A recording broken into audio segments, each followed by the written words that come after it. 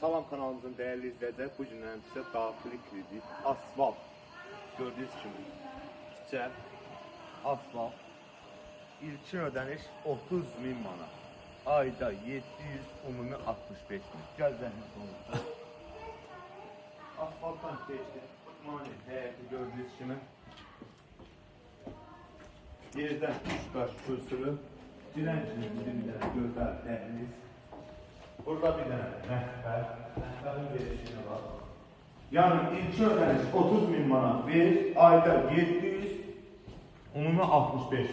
Burada ise bir tane yatak otağımız gördüğünüz kimi aynası. Şöyle bakır. Sanuzel. Burada ise bizim ikinci bir yatak otağımız. İkinci bir yatak otağımız gördüğünüz kimi. İlk ödəniş 30.000 manat verdi, ayda 765.000 manat. Nağd istəsən, bu evin qiyməti 50.000 manat. Bəli, nağd istəsən, nağd satış 50.000 manat.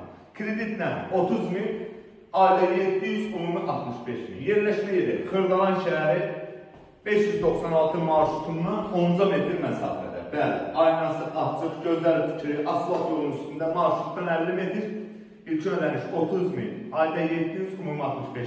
Sağ olun, var olun.